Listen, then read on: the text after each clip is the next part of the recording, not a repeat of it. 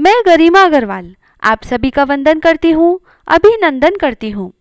आज हम सुनते हैं गणगौर में सुनी जाने वाली शिव पार्वती की कहानी। गणगौर की एक और कहानी राजा ने बोई जो चने, माली ने बोई दूब, वह भी आपको हमारे चैनल पर मिल जाएगी।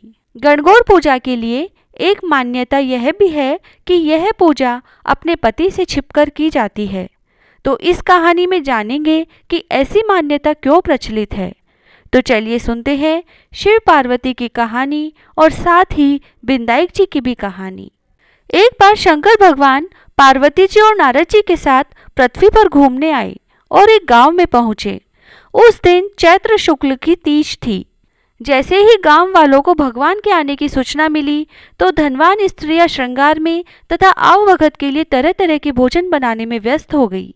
कुछ गरीब परिवार की महिलाएं जैसी थी वैसी ही थाली में हल्दी, चावल और जल आदि लेकर आ गई और शिव पार्वती की भक्ति भाव से पूजा करने लगी। माता पार्वती उनकी पूजा से प्रसन्न हुई और उन सब के ऊपर सुहाग रूपी हरिद्रा यानी हल्दी छिड़क दी। इस प्रकार माँ पार्वती का आशीर्वाद व मंगल कामनाएं पाकर वे अपने अपने घर चली गई। कुछ देर बाद धनवान औरतें भी 16 श्रृंगार कर 56 भोग सोने के थाल में सजाकर आ गई। तब भगवान शंकर ने पार्वती जी को कहा कि सारा आशीर्वाद तो तुमने पहले ही उन स्त्रियों को दे दिया, अब इनको क्या दोगी। पार्वती जी ने कहा आप उनकी बात छोड़ दें। उन्हें ऊपरी पदार्थों से निर्मित रस दिया है, इसीलिए उनका सुहाग धोती से रहेगा, परंतु इन लोगों को मैं अपनी अंगुली चीरकर रक्त सुहाग रस दूंगी जो मेरे ही समान ही सौभाग्यशाली बन जाएगी। जब कुलीन स्त्रियां शिव पार्वती की पूजा कर चुकी तब पार्वती ने अपनी उंगली चीरकर उन पर रक्त छिड़ककर अखंड सौभाग्य का वर दिया। इसके बाद पार्वती जी ने शिवजी को कहा मैं नदी में नहा कर आती हूँ। माँ पार्वती ने नदी के किनारे जाकर बालू से शिवलिंग बनाया और आराधना करने लगी। शिवजी ने प्रसन्न होकर वरदान दिया कि आज के दिन जो भी स्त्री मेरा पूजन और तुम्हारा व्रत करेंगी उनके पति चिरंजीवी रहेंगे और अंत में उन्हें मोक्ष मिलेगा। इसके बाद पार्वती जी वापस शिवजी व नारद जी के पास गई।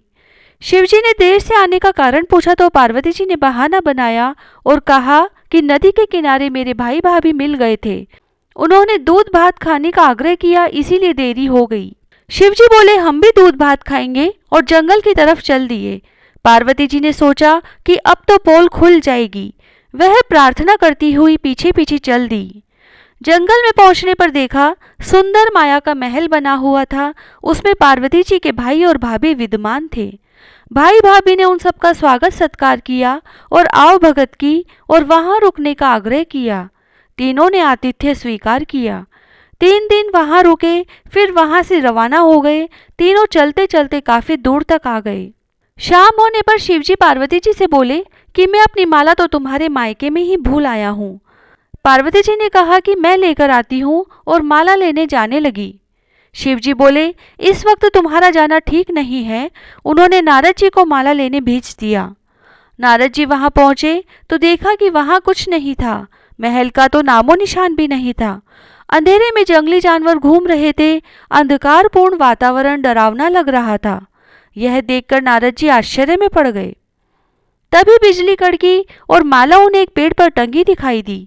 माला लेकर नारद जी तुरंत वहां से दौड़ते हुए शिवजी के पास पहुंचे और शिवजी को वहां का वर्णन सुनाया। सुनकर शिवजी हंसने लगे। उन्होंने नारद जी को बताया कि पार्वती जी अपनी पार्थिव पूजा की बात गुप्त रखना चाहती थी, इसीलिए झूठा बहाना बनाया था और फिर असत्य को सत्य करने के लिए उन्होंने अपने पति धर्म की शक्ति से माया महल रचा था। सच्चाई बताने के लिए ही मैंने तुम्हें वहां माला लेने भेजा था। यह जानकर नारद जी माँ पार्वती की पतिव्रता शक्ति से बहुत प्रभावित हुए। उन्होंने माँ पार्वती की बहुत प्रशंसा की और पूजा करने की बात छिपाने को भी सही ठहराया, क्योंकि पूजा पाठ गुप्त रूप से पर्दे में रहकर ही करने चाहिए। उन्होंने खुश होकर कहा कि जो स्त्रियां इस दिन गुप्त रूप से पूजन कार्य करेगी उनकी सब मनोकामना पूरी होगी और उनका सुहाग अमर रहेगा। चूँकि पार्वती जी ने व्रत छिपकर किया था, अतः उसी परंपरा के अनुसार आज भी इस दिन पूजा के अवसर पर पुरुष उपस्थित नहीं रहते हैं। खरी की खोटी, अधूरी की पूरी। हे गणगौर माता, हे पार्वती माता, हम सभी को भी अखंड सुहाग का आशीर्वाद देना। बिंदाई जी की कहानी। एक बुढ़िया माई थी, मिट्टी के गणेश जी की पूजा करती थी। वे रोज बनाती और रोज गल जाते।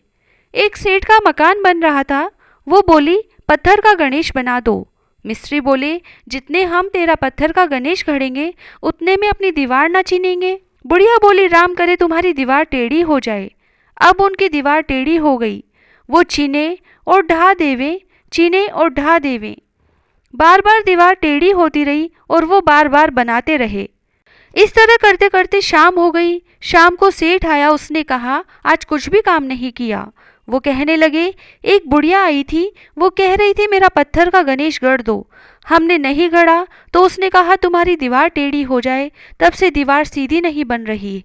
बनाते हैं और तोड़ देते हैं। सेठ बुढ़िया के पास गया और कहा, हम तेरा सोने का गणेश गढ़ देंगे, हमारी दीवार सीधी कर दो। सेठ ने बुढ़िया को सोने का गणेश गढ़ा दिया। सेठ की दीवार सीधी हो गई। जैसे सेठ की दीवार सीधी की वैसी सबकी करना। जय गणेश जी महाराज।